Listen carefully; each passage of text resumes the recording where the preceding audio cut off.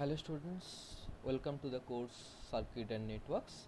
Myself Milan Sasmal from Department of Electrical Engineering from JIS College of Engineering. Today we will discuss the Laplace transformation in electrical circuit.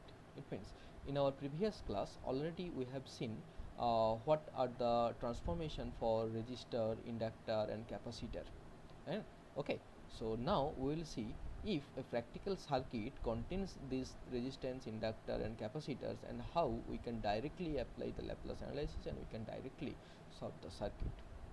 And before going to the circuit solution, just we need to know that few steps. It means on by which steps we will go forward, and so that we can solve the circuit easily. So first look at these steps. So okay.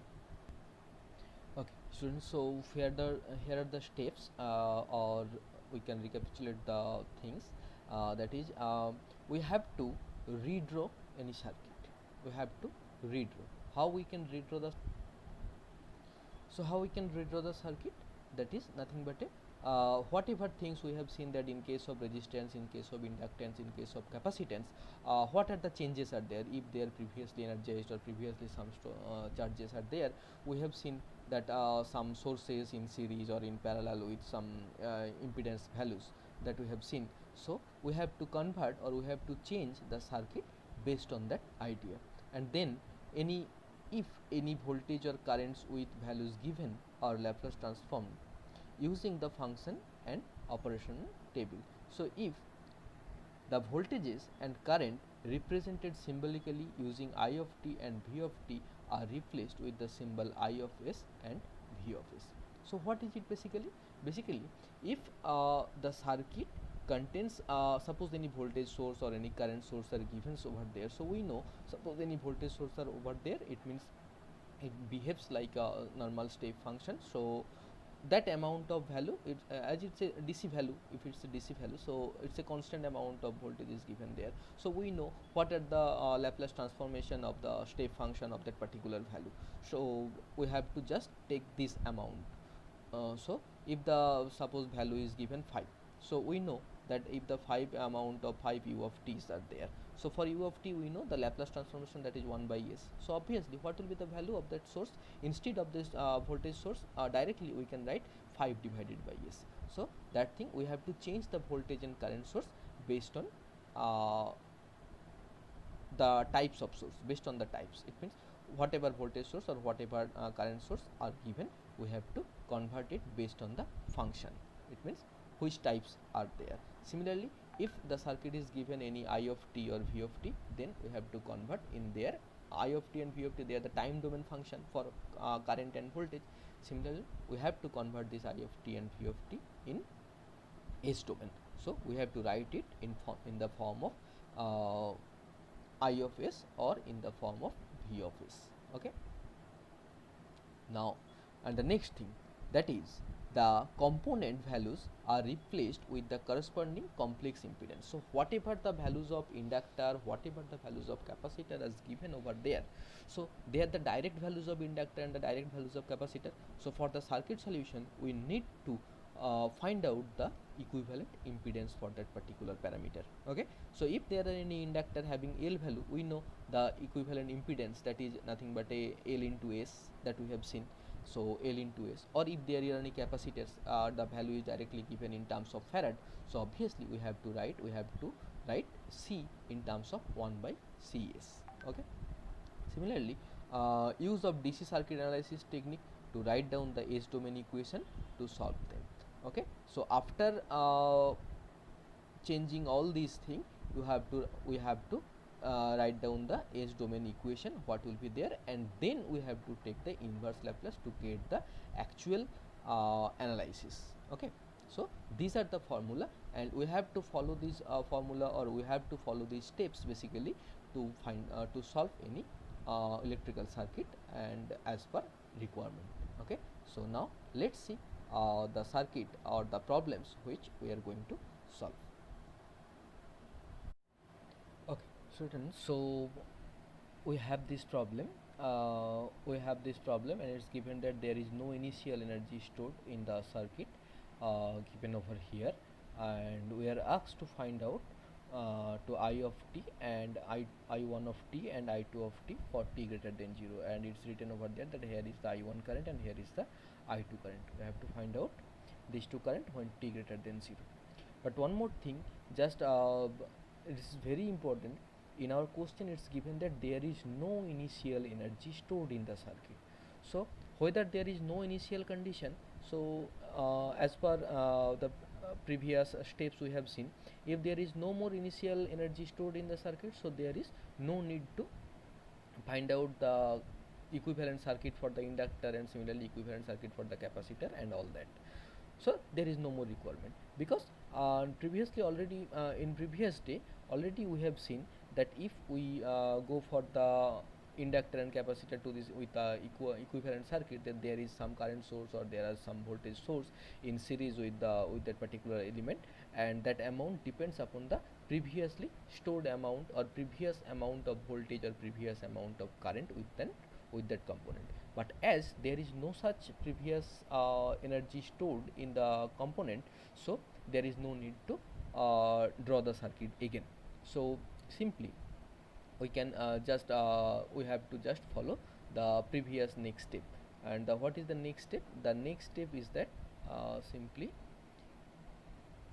that we have considered that any voltage or current source with values given Laplace transform using the functional and operational table, and any voltages or current represent, that is I of t or V of t, just we have to represent then that as a I of s and V of s, and then we have to find out the overall impedance of the circuit for each and every element. Okay, so for this circuit, here is the voltage source is given, and having this voltage source, DC voltage source, having a values of 336 voltage, and we know 336 voltage means if we consider this voltage, obviously it for a particular voltage throughout the time, if we consider that having the same amount of magnitude is going there, so it's nothing but a just like to the step function, so we can consider this voltage source as a 336 of u of t, and if we consider the Laplace transformation, it will be for u of t, that will be 1 by s.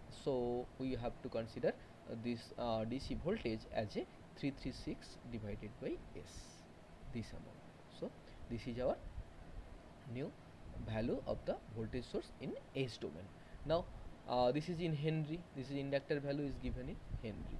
So as it's Henry, so we have to find out S into L. So S into L means 8.4. So 8.4 S, this is over here. Similarly, this is 10 Henry, so 10 S, so that is over here. So resistance, there is no more changes, so 48, so there is 48 only. Similarly, this is resistance 42, so 42 only. So how will be the equation? So the KCL or the KVL, whatever we have seen in previously in normal in AC circuit or DC circuit analysis, that will be same, exactly same, no more difference at all. So if we consider the loop analysis, so for this particular loop, if I1 current is there and for this loop the I2 currents are there, so we can say there is the current is I1, here the current is I1, we know already that this current is I1, and similar for whenever we are considering this loop, so up to down, that current is I1 is up to down and I2 is down to up, so this current is nothing but a I1 minus I2 current, I1 minus I2 amount of current through this 42 ohm resistance for this first closed path. So what we can write? We can write 8.4 S into I1, so we can write 8.4 S into I1, this is the first one, plus I1 minus I2 into 42. So if we write it in again, so simply it will be 8.4 S into I1, 8.4 S into I1 plus the amount is I1, current is I1 minus of I2 into 42, that is the resistance. It means this voltage is again, this loop is going to the negative terminal of the source, so minus the voltage source, it is going to the negative terminal of the source, so minus 336 divided by S, so is equals to 0, right? So the same equation is written over here.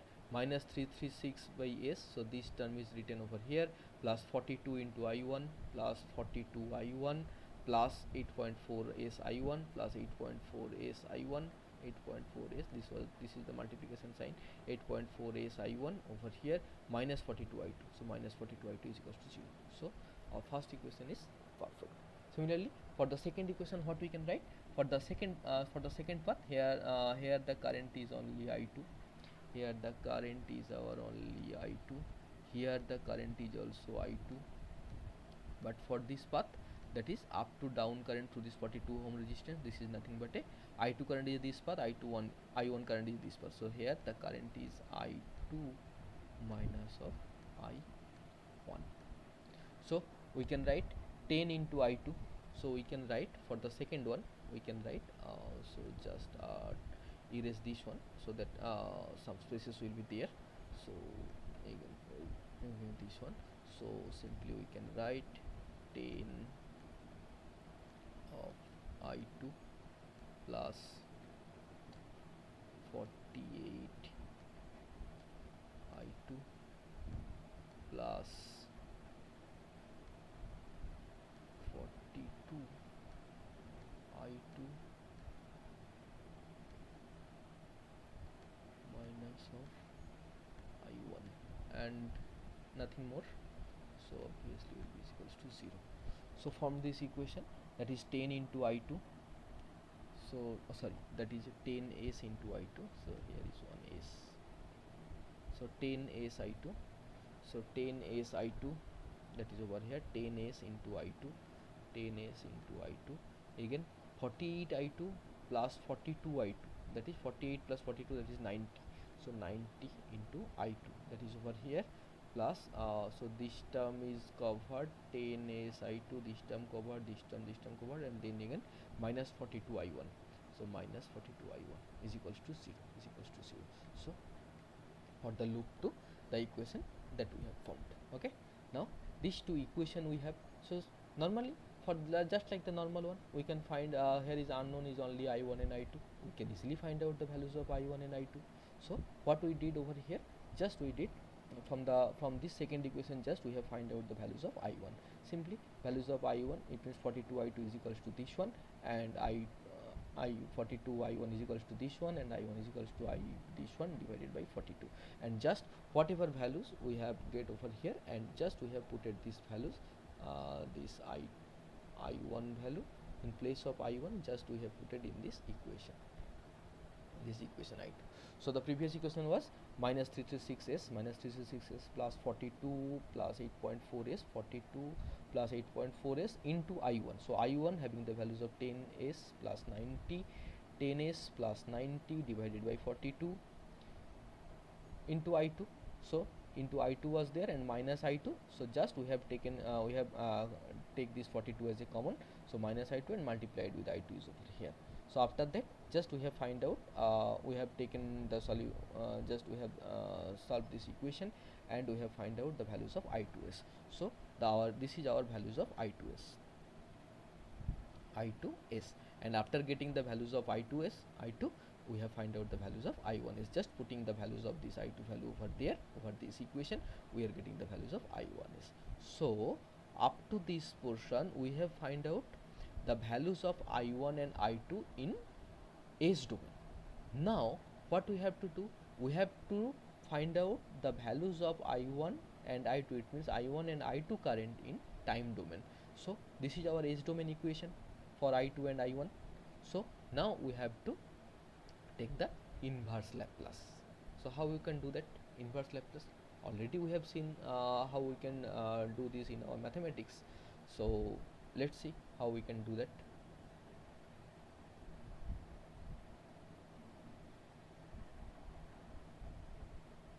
Okay, so the next part is we are ready till over here. We have solved the equation in our S domain equation, we got it. Now we have to do the inverse Laplace.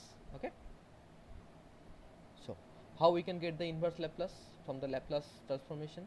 This is nothing but a f of t is this one, so the inverse Laplace function we have to go for this particular path, for this particular equation. Okay, so this is critical to do all this integration and everything. So now there is one more option to do this. So if we have the S domain equation or in S domain format in the form of numerator or denominator, then we can easily or we can directly fetch the value from our table where we have identified that this function has been this function having the particular this amount of S domain equation or this amount of S domain value. Now what is this?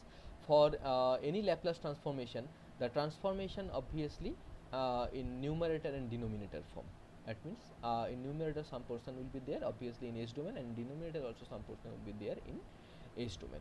And in numerator and denominator, whatever are there, for each cases the whatever the roots for this numerator, the roots obviously they may be real and they may be some complex number, whatever may be there. And similarly for the denominator also, it may be some real number, it may be some, the roots may be some real number, maybe some complex number.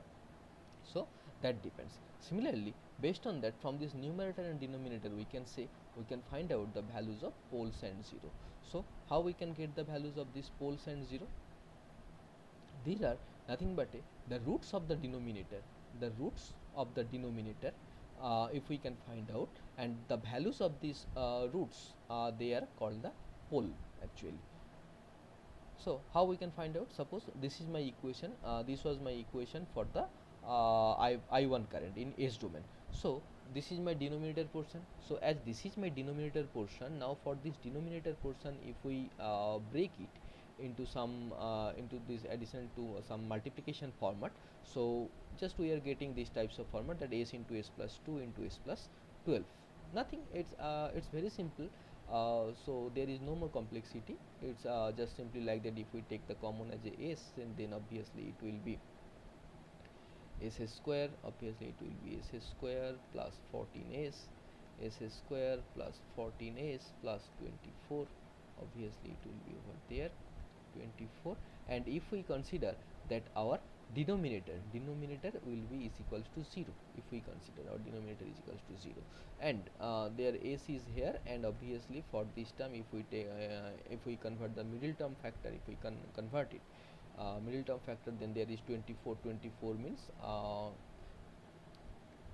24, we can divide this 24 as a 12 into 2, so we can write S square plus 2s, S square plus 2s plus 12s, we can write plus 12s plus 24, if we can write it 24, so that will be is equals to 0. So similarly from over here we can write s into from over here we can take a common of s, that will be s plus 2, and here if we take a common of 12, that will be s plus 2. So again from here we will get that s multiplied with one factor will be s plus 2, and another factor will be s plus 12, s plus 12. So that will be is equals to 0. If this one will be is equal to 0, so any of the term may be 0. So if this term is equals to 0, so we are getting that values of one, the s value, that is one value is 0.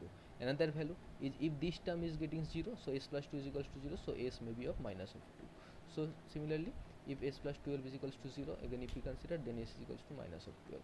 So these 0, minus 2 and minus 12, these are the roots of this polynomial or of this current function. These are the roots, and they are called the poles. Similarly, what will be the zeros? Zeros means, if we consider the numerator portion, the numerator portion is this 460s plus 360, and if we consider the numerator is 0, if we consider the numerator is 0 means if we take a common of 40, if we take a common of 40, it will be 40 into s plus 9, that will be equals to 0. If the numerator portion is equals to 0, so 40 can never be 0, so s plus 9 terms it should be 0. So s plus 9 is equals to 0 means s is equals to minus of 9. So the 0 lies at minus of 9, and the pole lies at 0, at the point of 0, at point of minus 2, and at point of minus 12. At 0 lies at minus 9. So that's how we can find out pole and 0 for any given equation. Okay, So now, based on this pole and zero concept, there is the one equation is given over there, that I1 is this one, 40 into s plus 9 into s plus 2 plus s plus 12. So what will be the zero? Find the zero. So 0 means, to get the 0 value, we have to put the numerator as a 0. So if we consider numerator is equals to 0, so s plus 9 is equals to 0, it means s equal to minus 9. So this will be your answer, right? Similarly, this is one another question for you. So please find out the pole for this particular equation. So from where you can get the pole? You can get the pole from the denominator, obviously. So for the denominator, if the denominator term getting is equals to 0, so you will get the values of s is equals to 0, s is equals to minus 2, s is equals to minus 12, right? So option C, that is correct. So similar types of question can be asked to your exam, so you have to be prepared to answer these types of question.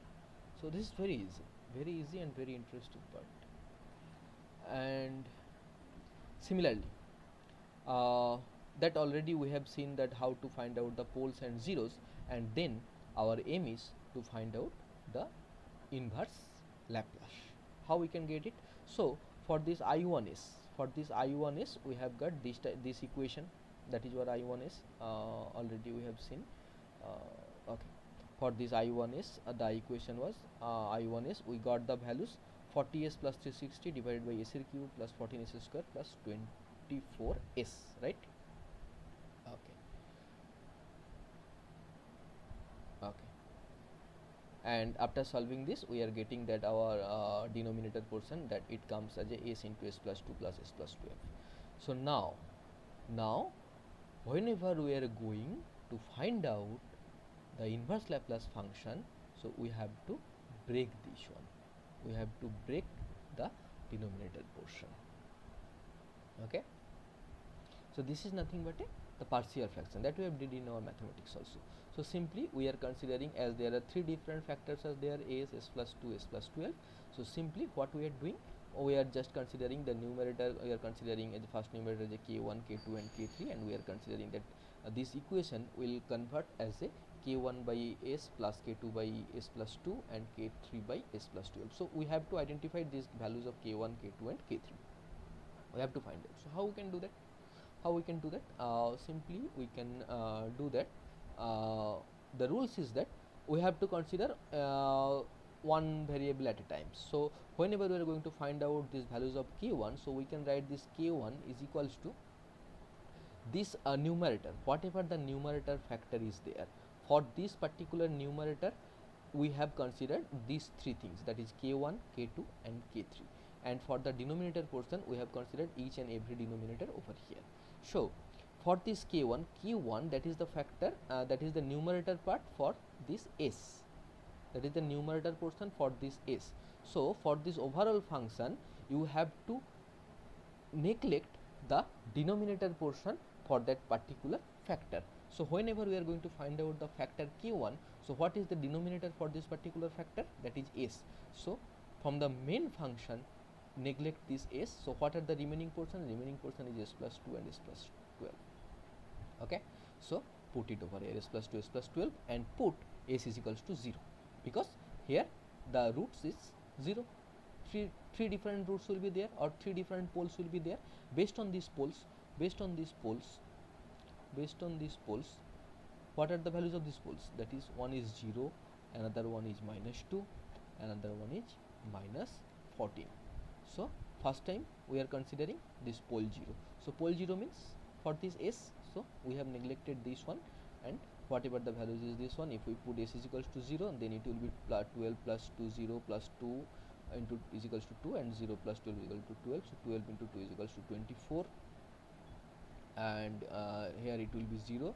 So 360 divided by 24, that will be 15. So k1 having the values of 15. Similarly for k2, so what we will write for k2?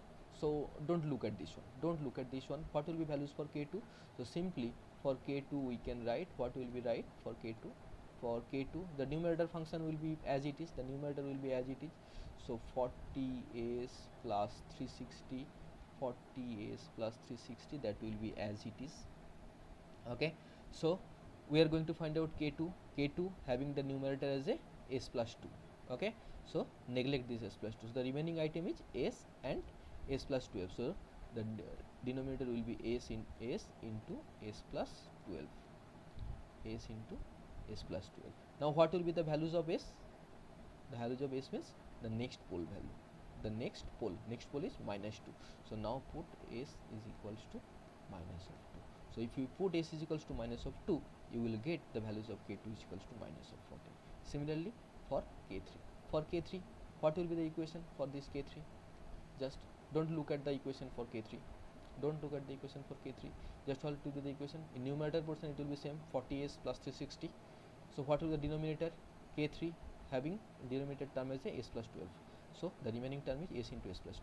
So for k3 is equals to, it will be 40s plus 360 divided by s into s plus 2. Now what will be the pole value? The pole value is minus 12 for the last one, for s plus 12. So put s is equals to minus 12. The value is minus 1. So the overall function, this is the values we have obtained, the values of k1, k2 and k3. So we can write that I1 is equals to k1 value is 15. So 15 by s plus k2 value is 14. So 14 by s plus 2 and k3 value is minus 1. So minus 1 by s plus 12. So these are our overall function.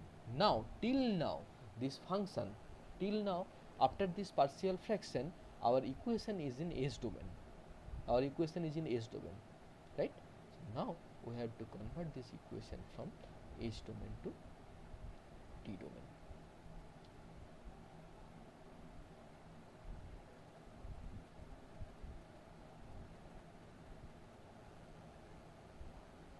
Okay. So our equation comes I of s is equals to 15 divided by s, that is it comes obviously as a 15 divided by s.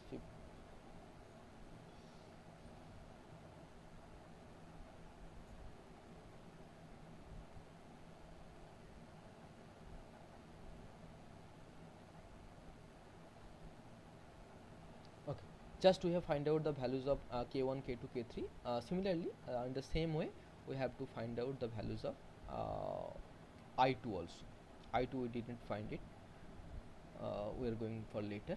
So for I1 is we are getting 15 divided by s, 15 divided by s plus of minus 14 by s plus 2.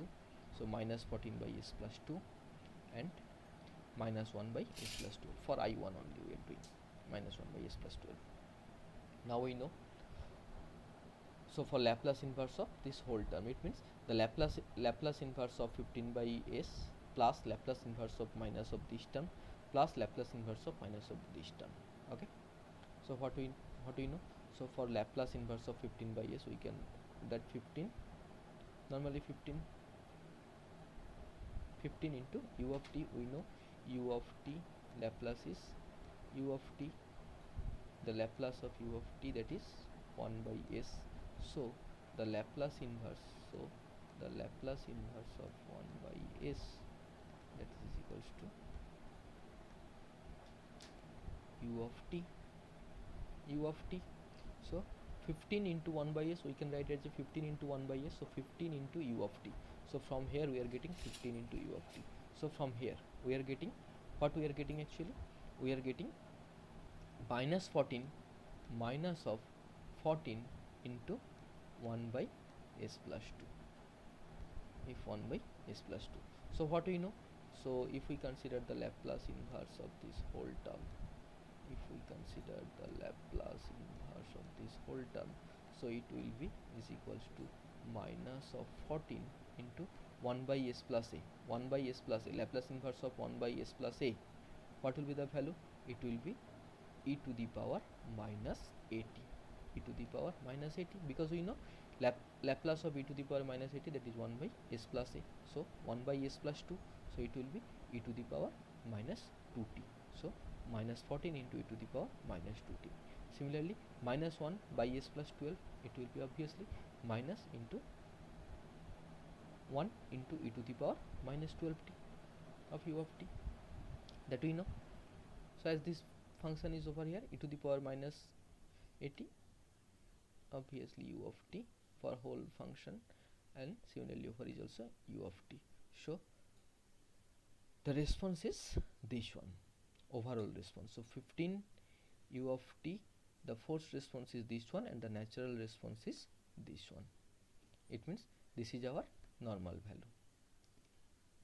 So this is the value in time domain for our current, that is I1 of s. Similarly, we have another equation, that is I2s, I2 of s. So find it, the value of I2s, and try to solve it by yourself, and let's check it what is the answer. Okay. So in today's class we have seen what are the procedure to solve an electrical circuits by using the concept of Laplace transformation, and how we can apply that. And to apply that thing, we have seen how we can put the, or we can change the sources, as there is a voltage source. So what we can write, if there are voltage source, we will write that voltage source divided by S, and then we have to find out the impedance for each and every parameter. And then just simply we have written KCL or KVL equation, whatever it required, our that demands based on our circuit, and then we have to solve. Then the equation comes, that is in S domain equation. Then whatever the S domain equation, if required, we have to take the partial fraction, and after partial fraction you can change it in inverse Laplace transformation, and only you will get the time domain response. Okay, that's all for the class. Thank you.